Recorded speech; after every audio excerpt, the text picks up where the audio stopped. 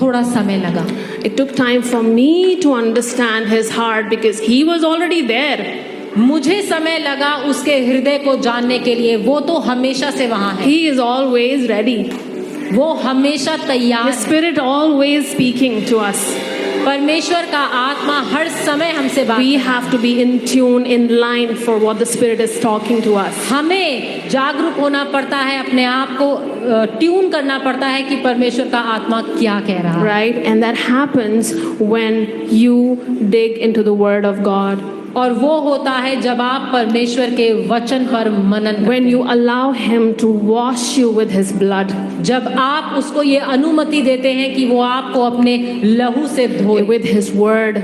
उसके वचन से आपको शुद्ध करे। When the Word enters into your heart, जब उसका वचन आपके हृदय में जाता है, the light enters.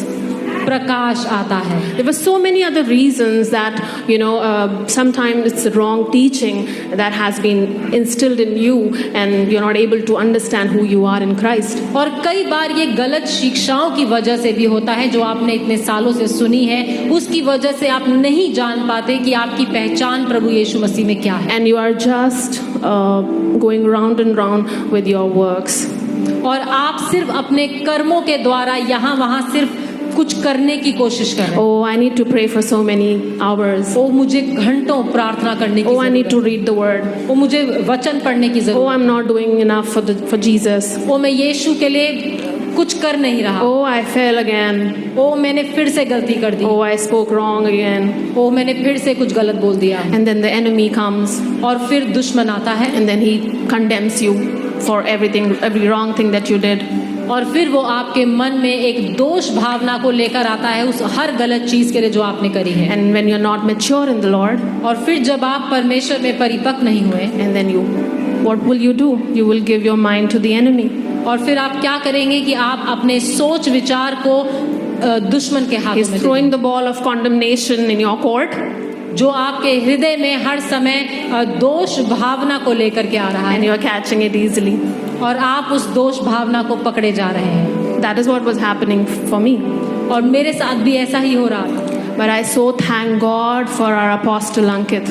लेकिन मैं परमेश्वर का धन्यवाद करती हूँ हमारे अपोस्टल अंकित के लिए। God started to speak to him.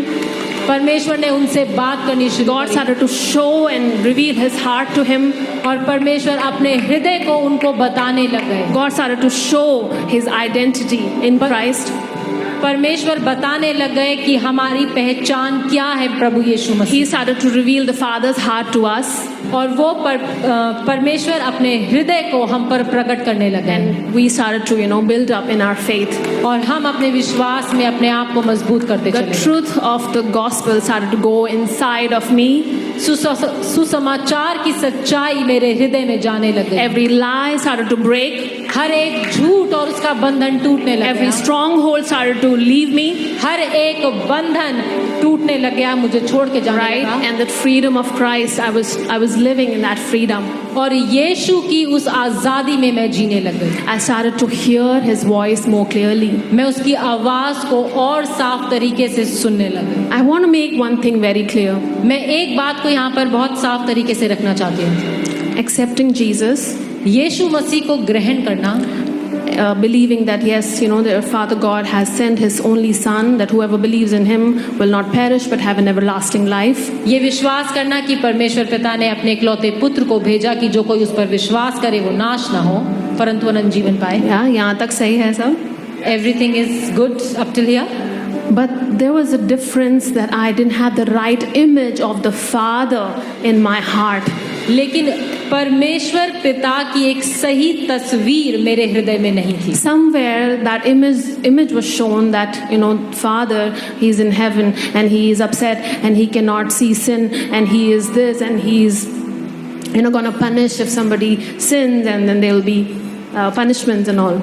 और एक ऐसी तस्वीर मेरे हृदय में थी कि परमेश्वर पिता तो स्वर्ग में है और वो हमेशा नाराज रहता है और यदि हम कुछ भी गलत कर दें, कोई पाप कर दें तो वो हमें पनिश कर सकता है, हमें सजा दे सकता है। But this understanding, this concept of who he is, that he's such a good father and he's such a loving father, was not clear. इस बात की समझ कि परमेश्वर एक अच्छा पिता है और वो हमसे बहुत प्यार करता है, इस बात की पहचान मुझे नहीं थी। Many a times the fruits in our lives are because of the images that you're carrying in your heart. और कई बार हमारे जीवनों के फल जो हमारे जीवनों में होते हैं वो होते हैं उस तस्वीर की वजह से जो तस्वीर हमारे हृदय में है। So you need to fix that image of your, in your heart of the Father, right? तो ये बहुत ज़रूरी है कि आप अपने हृदय में उस पिता की सही तस्वीर को रखें। He is a good father.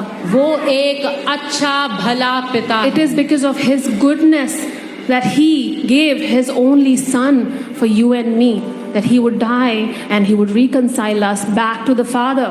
और ये उसकी भलाई ही थी कि उसने अपने एक लौते पुत्र को भेजा ताकि जो कोई उस पर विश्वास करे वो नाश ना हो और मनुष्य और परमेश्वर फिर से उस मेल मिलाप में रहे। Can you understand the depth of his love?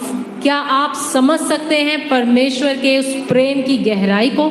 That he loved us with that love, कि उसने हमसे इस कदर प्रेम किया, that he went to that extent कि वो